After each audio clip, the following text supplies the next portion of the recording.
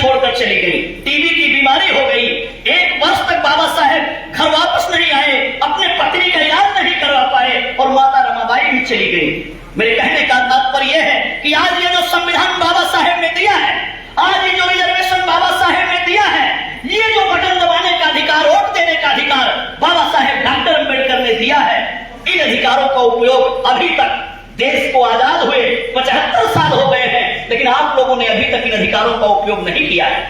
इन अधिकारों का उपयोग यदि आप लोग करते तो आप गरीब नहीं रहते, आप लाचार नहीं रहते, आप अशिक्षित नहीं रहते और आप लोग ट्रेन की बोगी में भर के आप दूसरे प्रांत में आप मजदूरी करने के लिए नहीं जाते। आपके बच्चे 8,000 7,000 की नौकरी करते हैं।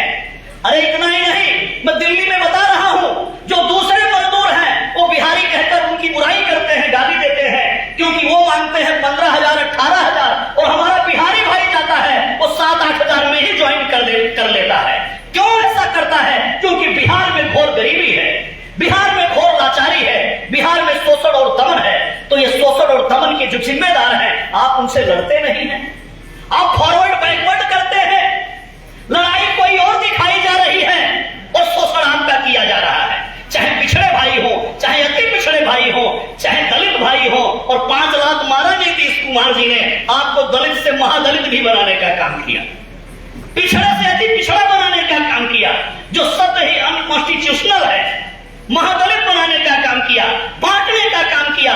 तो मेरे शेड्यूल ट्राइब के भाइयों, ओबीसी के भाइयों, मेरा आप लोगों से कहना है, यदि बिहार का उद्धार चाहते हो, बिहार का कल्याण चाहते हो, तो चंपारण की धरती पर हम कह रहे हैं, एक ही थे वो गांधी बाबा जो आधी पहनते थे आधी ओढ़ते थे।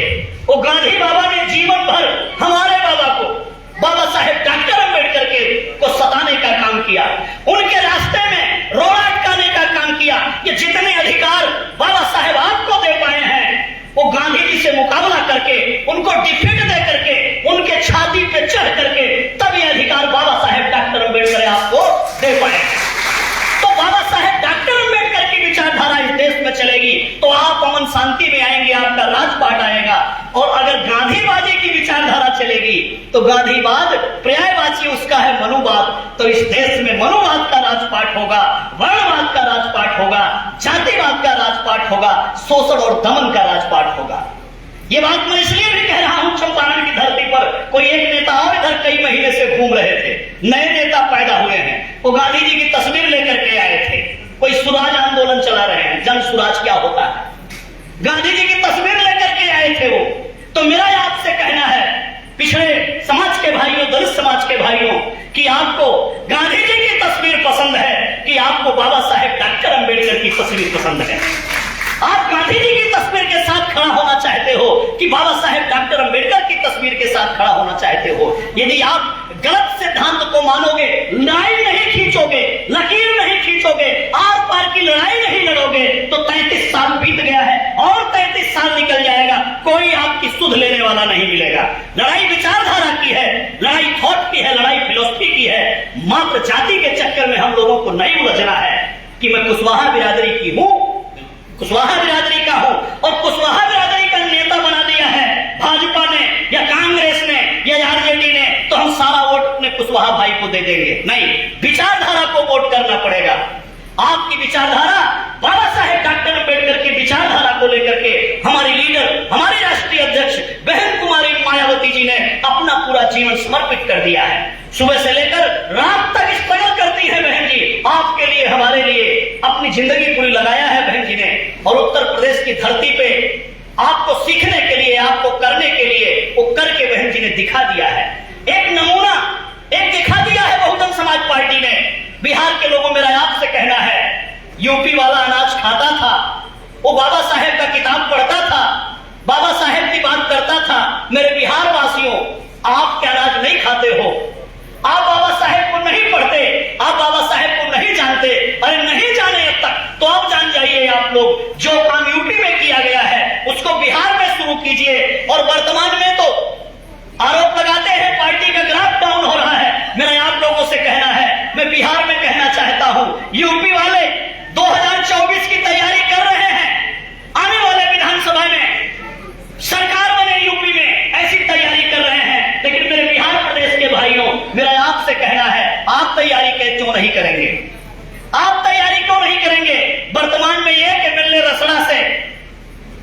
बहुजन समाज पार्टी का है और वो तैयारी कर रहे हैं कि अब की बार हम बीजेपी को किनारे कर देंगे और जो बिचौलिए हैं उनको किनारे कर देंगे और बहुजन समाज पार्टी के मैक्सिमम सांसद जीत करके बहन जी को देश का पीएम बनाएंगे। तो मेरे बिहार प्रांत के भाषियों, आपका भी एक विधायक जीता था, एकदम मजबूत लगा नीतीश कुमार जी को। हमारा एक ही विधायक इनके 44 पर भारी था। बीएसपी का एक ही विधायक इनके 44 के बराबर था। अरे भाई, एक एमएलए से तो सरकार में बिगड़ रही थी ना बन रही थी।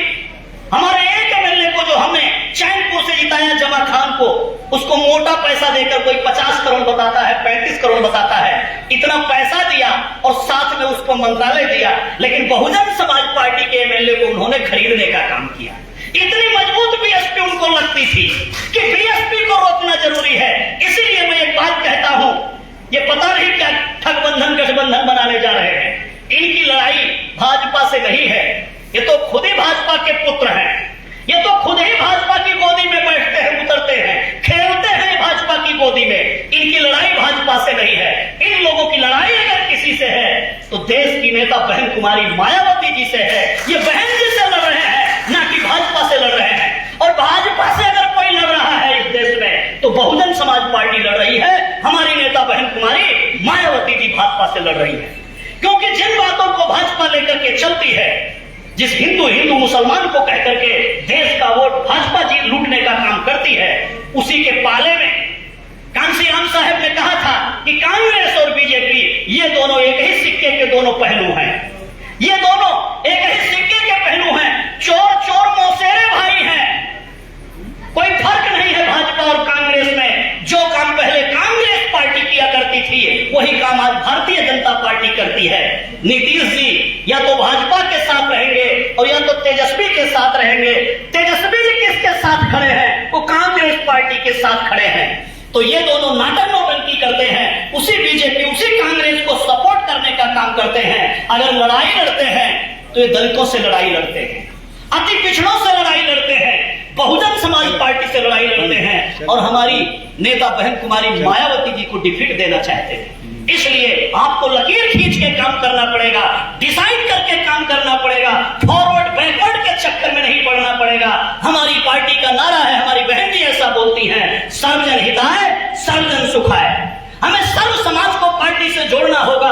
हमें 85% वालों को तो पहले जोड़ना होगा, लेकिन जब आप अपना मजबूत कर लीजिए तो हमें अपर कास्ट के लोगों को भी आह्वान करना होगा, उनको भी बुलाना होगा, तब हमारी पार्टी मजबूत होगी, तब हम लोग आगे बढ़ पाएंगे। सम्मानित साथियों, 2024 आने वाला है। गली गली में कुछ कुर्ता पहन करके छुट भइये नेता आपके दरवाजे पे आएंगे। बहुजन समाज पार्टी ने साहब ने बहुत कैडर दिया है। 1982 में जब पूना पैक्ट के 50 साल पूरे हुए तो कांशीराम साहब ने एक किताब लिखी, एन एरा ऑफ स्टूजेज, चमचा युग नाम की किताब लिखी। और ये जो चमचे घूमते फिरते नजर आते हैं, बड़ा चमचा, छोटा चमचा और चम्मची जो होती है, इन सब के बारे में कांशीराम साहब ने बताया हुआ है। इन चमचों से सावधान रहना है। अपने संगठन को बनाते हुए उनसे घबराना नहीं है। इनके बारे में बीएसपी ने नारा लगाया था, चमचो चमचागिरी छोड़ो, बीएसपी से नाता जोड़ो। चमचो चमचागिरी छोड़ो, बीएसपी से नाता